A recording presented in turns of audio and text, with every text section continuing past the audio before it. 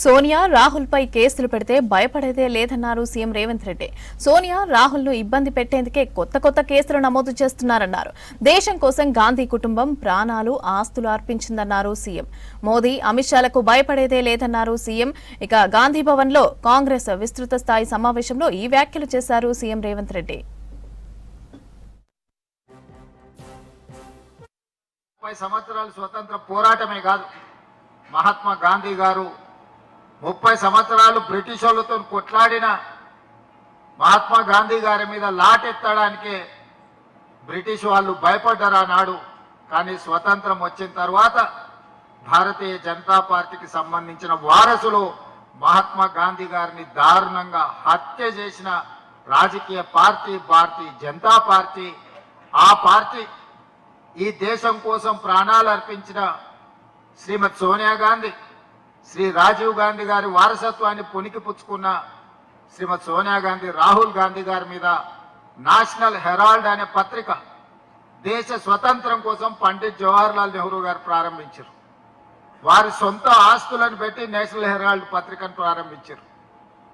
ఆ పత్రికను నాడు ఉధృతంగా దేశ స్వతంత్ర పోరాటం జరుగుతున్నప్పుడు దేశం నలుమూలలు జరుగుతున్న పోరాటాలను ఆ పత్రికలో ప్రచురించి ప్రజలకు ఒక స్ఫూర్తిని, ఒక పోరాట నాయకత్వాన్ని రగల్చి ఈ దేశాన్ని ముందుకు నడిపించారు.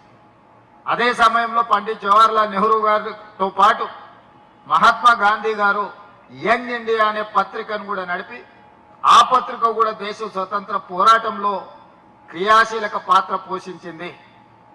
ఈరోజు నేషనల్ హెరాల్డ్ పత్రిక ఆనాడు సిబ్బందిని తీసుకొని ఆ పత్రిక నడిపించడానికి పనిచేసిన వాళ్ళు, తర్వాత స్వతంత్రం అనంతరం జరిగిన పరిణామాలలో చాలామంది సమాజంలో పెద్ద పెద్ద పారిశ్రామికవేత్తలు పత్రికలు టీవీలు పెట్టుకోవడం వల్ల నేషనల్ హెరాల్డ్ నడపడానికి కష్టమై మూతపడ్డది.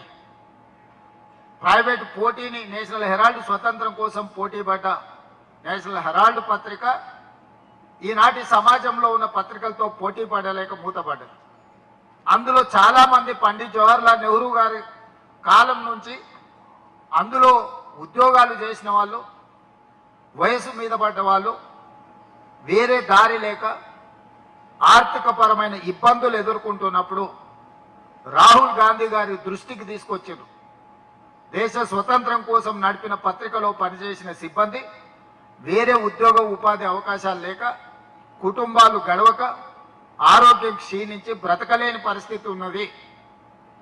వీళ్ళని ఎట్లయినా ఆదుకోవాలనే ప్రతిపాదన వచ్చినప్పుడు ఒక ఉదారమైన ఆలోచనతోటి ఒక గొప్ప నిర్ణయం తీసుకొని ఆ పత్రికను కాంగ్రెస్ పార్టీ నిధులను అందులో పెట్టి వాళ్ళందరికీ రిటైర్మెంట్ బెనిఫిట్స్ ఇచ్చి ఆ కుటుంబాలందరినీ కూడా ఆర్థికంగా నేషనల్ హెరాల్డ్ పత్రిక నుంచి, కాంగ్రెస్ నుంచి నేషనల్ హెరాల్డ్ పత్రికకు డబ్బులు ఇచ్చి అక్కడి నుంచి ఆ కుటుంబాలకు విఆర్ఎస్ లాగా ప్రతి ఒక్కరికి లక్షలాది రూపాయలు వాళ్ళకి ఇచ్చి వాళ్ళ కుటుంబాలు ఆర్థికంగా నిలబడడానికి, వాళ్ళ వైద్య ఖర్చులకు సహాయాన్ని అందించడానికి ఒక మానవత్వం ఉన్న కుటుంబంగా శ్రీమతి సోనియా గాంధీ, రాహుల్ గాంధీ గారు, మల్లికార్జున్ ఖర్గే గారు నేషనల్ హెరాల్డ్ పత్రికకు సంబంధించిన సిబ్బందికి అందరికీ కూడా ఆర్థిక సహాయాన్ని అందించి వాళ్ళను శాశ్వతంగా ఉద్యోగ పదవి విరమణకు కావలసిన అన్ని సహాయాలు, మామూలుగా ప్రభుత్వ ఉద్యోగంలో పనిచేసే వాళ్లకు రిటైర్మెంట్ బెనిఫిట్స్ ఉంటాయి, ప్రైవేట్ సంస్థలలో పనిచేసే వాళ్ళకు రిటైర్మెంట్ బెనిఫిట్స్ ఏ సంస్థ ఇవ్వడం లేదు. పని చేసినప్పుడు జీతం ఇవ్వడం తప్ప పని మానేస్తే జీతాలు ఇచ్చే పరిస్థితులు లేవు. ఎప్పుడో మూతపడ్డ నేషనల్ హెరాల్డ్లో పనిచేసిన సిబ్బందికి ఒక మంచి మనసుతోని, మంచి ఆలోచనతోని కాంగ్రెస్ పార్టీ నిధులను కేటాయించి వాళ్ళని అందరినీ కూడా ఆర్థికంగా ఆదుకున్నారు. తిరిగి ఆ పత్రికను రివైవ్ చేయాలి అని అంటే నడిపించడానికి అవసరమైన బోర్డ్ ఆఫ్ డైరెక్టర్స్ అవసరం ఉండి, చాలామంది అందులో బోర్డులో ఉన్న వాళ్ళు చనిపోయింది లేరు. తిరిగి దాన్ని పునరుద్ధరించాలి అని అంటే ఆ బోర్డ్ ఆఫ్ డైరెక్టర్స్గా మల్లికార్జున్ ఖర్గే గారు, రాహుల్ గాంధీ గారు, అహ్మద్ పటేల్ గారు, ఇట్లా కొంతమంది కాంగ్రెస్ పార్టీ నాయకులను బోర్డ్ ఆఫ్ డైరెక్టర్గా తీసుకున్నారు. ఎందుకంటే నేషనల్ హెరాల్డ్ పత్రికను తిరిగి ప్రచారంలోకి తీసుకురావాలి, కాంగ్రెస్ ఐడియాలజీని ప్రమోట్ చేయడానికి కాంగ్రెస్ పార్టీకి ఒక పత్రిక ఉండాలి, ఈ పత్రికను కాంగ్రెస్ పార్టీ నడపాలనుకుంటుంది. కాబట్టి సోనియా గాంధీ గారు, రాహుల్ గాంధీ గారు, మల్లికార్జున్ ఖర్గే గారు, ఇతర కాంగ్రెస్ పార్టీ నాయకులందరూ కూడా నేషనల్ హెరాల్డ్ బోర్డులోకి వచ్చి ఆ పత్రికను పునరుద్ధరించే ప్రయత్నం చేసిండ్రు.